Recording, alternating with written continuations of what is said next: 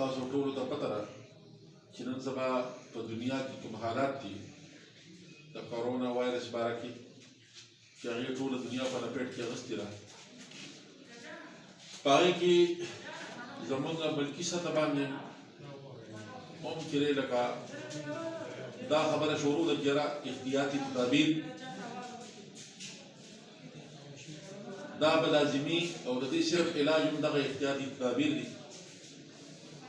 چې لکه په خپلو کورونو کې چې تاسو محصول یې نصرالي یا د پی ټي آی ځان وګړي ګڼي پرون هم دې هسپتال ته تللی دی او هلته کې چې لکه ورڅخه ټوپک یا تماچا چېرې دا شوي دي دا شوي دي بېشکه هر څه کې دي نن سبا هر یو سړی کې صاحب جایداد دی او که صاحب مال دی پکار دا دی چې غریب ځان سره راکړي او غریب له چې هغه ته کور ته چې څه شی ورسوي.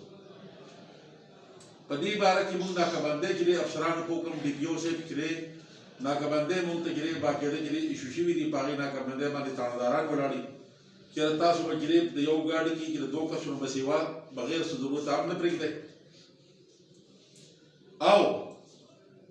خلک به هم چې لکه منې کوئ چې لکه دا خلک په کورونو کې چې لکه پاتې شي. دوی نن په ناکهبندۍ راغلي دي د پولیس په ناکهبندۍ کې په دې ویډیو موجود دي په دې میډیا موجود دي او بیا خلکو ته وینا کول چې حکومت څه کوي یا به څه وکړي دوی به څه خوري څه به نه څکي خو هغه خپل یو طرف ته خبر ده خو پولیس چې دا زموږ د عوامو محافظ یو د هغې خادمان یو نه کې زه چې لکه د دې لپاره چې یو سړی دې راځي نو زما ګریوان ته داسې چې یا زما پولیس ته چې لکه هغه بدې ردي وي د دې لپاره خدای شته قانون چاته اجازه چې چوسې یا نادر خان چې کومه نفریه وخت سره وه شپږ ټوپکې چې هغه وخت سره برامد کړی وي یو کس دوی نیو بیا موږ اف آی آر کړی دی باقاعده پرچا کړې ده او د هغې نه پس چې زما په نګرانۍ کې موږ تلي یو چاپه وګالې ده او هلته چې کله ته ووایم چې څومره مخلوق هلته راټولو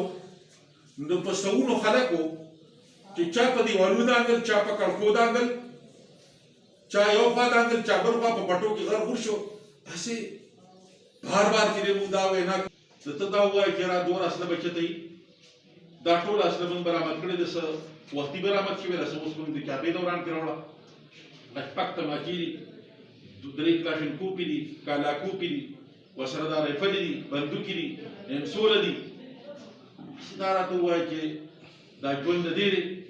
د ټوپک ژوند ته خو زه ژوند نه وایم چې یو سړي